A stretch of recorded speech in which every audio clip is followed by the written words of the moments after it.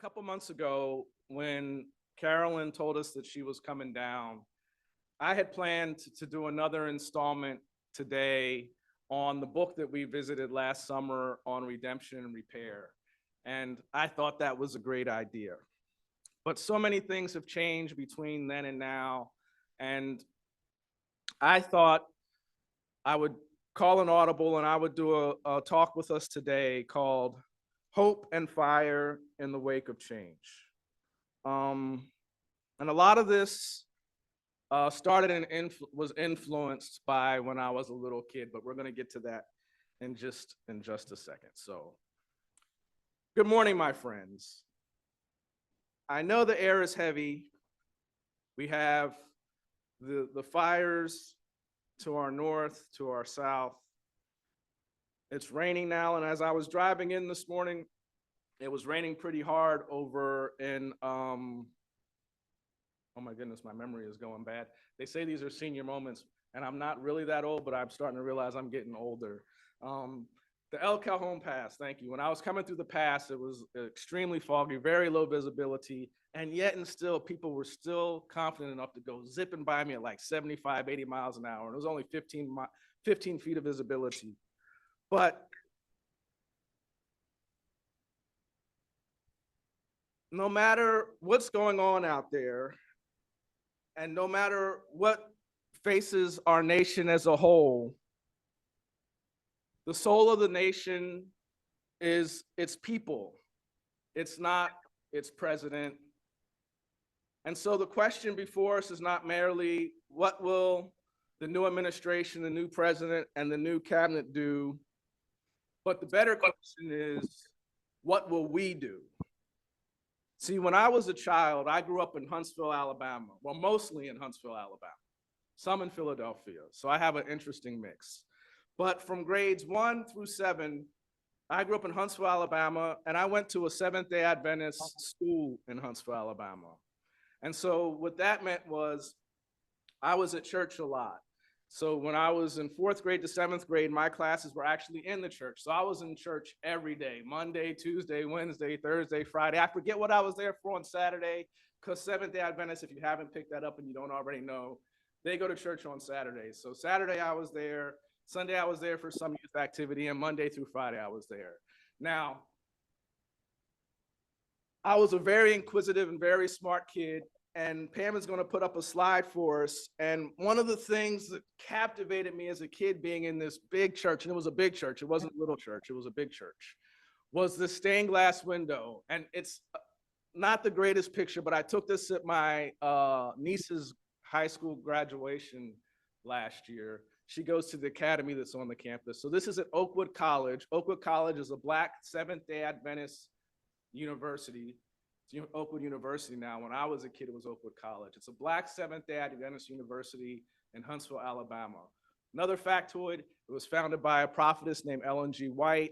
They have another sister university, which is in Battle Creek, Michigan. That is the White University. This is the Black University. And this is where I grew up. My parents moved here because my dad was going to be a Seventh-day Adventist minister, and he was going to college. And this is where I went to elementary school. And this was one of the marvelous stained glass windows that I looked at every Sunday. They had Elijah, Jesus, David holding Samson set up, which is, I have all these pictures, but I didn't bore you with them. But this particular Moses, it really captivated. Moses, David, and Jesus were my favorite characters from the Bible, because I grew up in a Christian background, if you haven't picked that up. Those are my favorite characters, but this one is a Moses. Okay, so Moses was my hero. I was captivated by his bravery, especially as he went into Pharaoh, trembling but resolute. And he said, God said, let my people go. And Pharaoh, with his hardened heart, refused. It was not just about the dramatic plagues or the parting of the Red Sea that made Moses so interesting to me. It was about the struggle, the long, arduous journey for 40 years in the desert, and I just drove across the desert, so I can't imagine it. Even in the face of resistance, Moses was amazing, and so he was a hero to me. And then I was really into Jesus as a kid. if you have to go to church every day and you have Bible school every day and you have to read a book with no pictures, when you get to a part where there's red letters, it gets really exciting. And so I was really excited by the red letters. And as a kid, I really thought the red letters were cool. They said things like, "Blessed are the meek, blessed are the merciful." His teachings were simple, and yet they were profound. They weren't about power or domination, but about love, compassion, and humility. And these concepts deeply resonated with my earnest, young, innocent, childlike heart. So now we have to fast forward, and my heart is not as young and as innocent as it was then. But last week, I want to take us to the National Prayer Service, where the Reverend Right Marianne Buddy stood before the President of the United States and pleaded for mercy, mercy for immigrants, mercy for children, mercy for those marginalized by our society. She evoked these very ideals that I just talked about that Jesus taught, that I thought were so cool as a kid. The Reverend asked for compassion. But what was the response? I was a little shocked, just a little, because it was a rejection, not just a quiet dismissal, but a public rebuke, dripping with contempt. And for me, it stuck with me because I already told you it was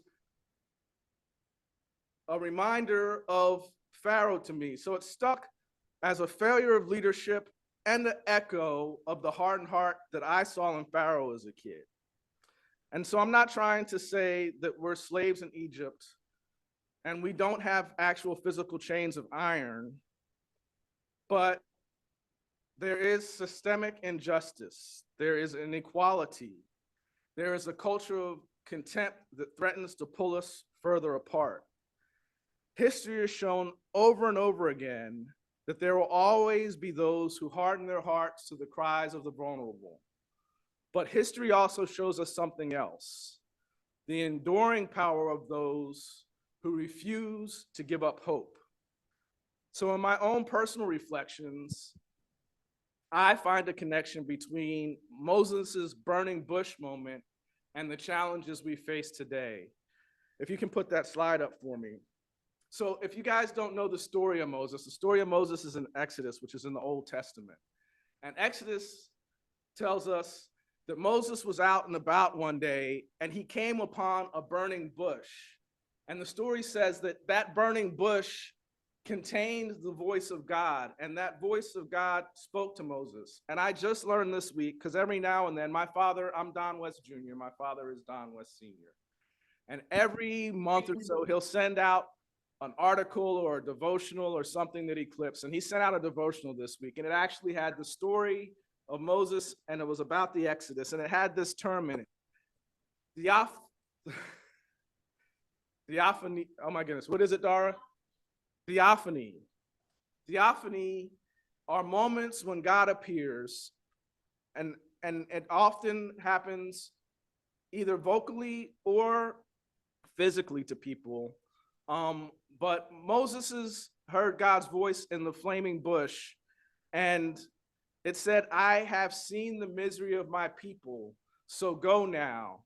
And what that moment was, it was a calling for Moses. It was an instruction for Moses. And we live in a time when, and I'm sorry, I'm out of order. There's one more thing that I wanted to share with you guys. So the reason that Moses was so important, I usually use a lapel mic when I do this. The reason Moses was so important to me as a child was he had some of the best PR marketing. There was this movie with Charleston Heston. There was all this stuff. And I showed you guys the picture because everybody in the Bible, there's amazing stories, but everybody in the Bible when I was a kid didn't have a big stained glass window in the church. And then there was this song, and this is really important because images and music are really important. So as a child, the choir at my church was about 250 people big or large, or whatever the proper phraseology is for this particular conveyance. But these 250 people used to sing a song, and it was really powerful to me as a child. I didn't know a lot about the song, and that song was "Let My People Go." And that song is attributed back to Moses. But what I didn't know were any of the things that we're about to learn right in this little moment in the service. So Pam's going to play a video for us. We're going to give her a second to cue it up. And we're going to hear the words of Let My People Go.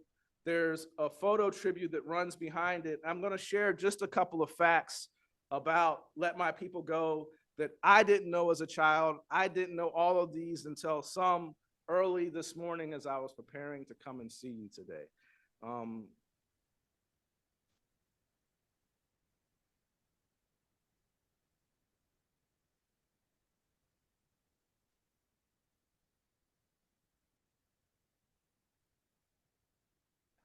it is, but there's several different stories, all attributed to either former, current, or escaped slaves in 1852.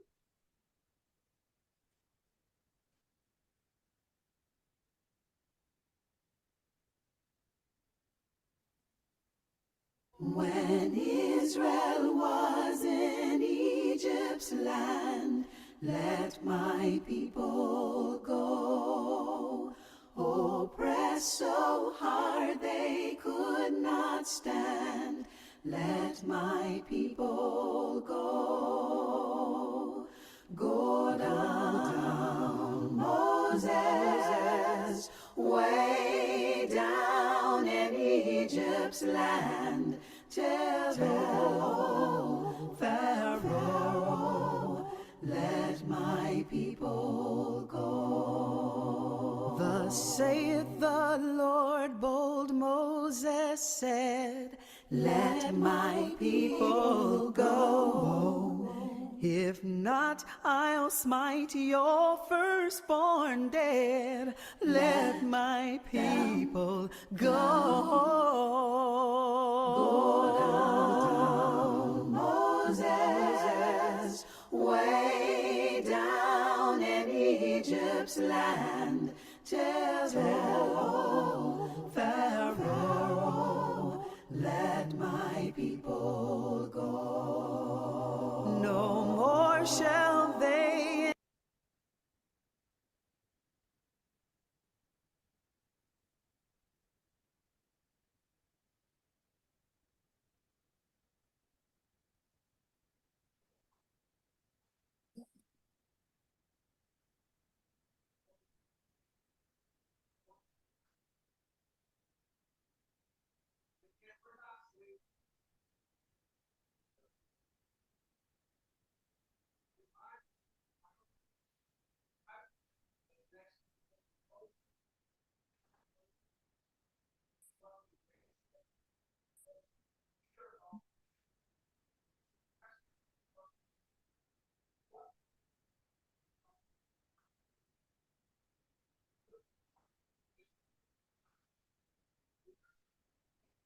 rather than extend hands. But let us remember the lessons of Exodus. The journey toward justice is not easy. It is fraught with challenges, with setbacks, and with seemingly insurmountable obstacles. Yet, it is worth it. Reverend Bud's plea reminds us of timeless responsibility of leadership to serve, to show mercy, to bend the moral arc of the universe towards justice. And while the president may see himself as saved by God and making America great again, the true measure of greatness lies not in power or wealth, but in how we treat the least among us. As Unitarian Universalists, we are called to embody the ideals of justice, equity, and compassion in human relations. We are called to be the hands and feet of mercy in a world that often feels merciless. So today, I ask you to think about Moses, to think about Jesus, and to think about Reverend Bud standing in that cathedral, speaking truth to power, and think about what that means for you, here and now, to answer the call to justice. I remind you, as I remind myself, that we've all been here before. The battles of the past against segregation, against suffrage denial, against the tyranny of indifference did not break us. They tempered us. We must draw strength from the knowledge that those who came before us faced walls just as tall and winds just as fierce, and yet they endured. In our centering thought, James Baldwin reminded us, not everything that is faced can be changed, but nothing can be changed until it is faced. This is no time to avert our gaze. Let us face this moment head on with eyes unclouded by illusions and hearts unburdened by hatred. This gathering, a Unitarian Universalist community, is itself a testament to what is possible when people of different beliefs unite under the banner of shared humanity. Ours is a faith that calls upon the better angels of our nature, that speaks to the interdependent web of our existence, that reminds us that love is a verb. Let that love propel you forward. Faith, you see, is not passive. It is not a warm blanket that you can retreat under. It is a fire that compels us to action. We do not have the luxury of despair, because despair is the luxury of privilege. For those who are marginalized, survival is their act of resistance, and thriving is a revolution. So to uplift you today, I ask you to imagine a different tomorrow.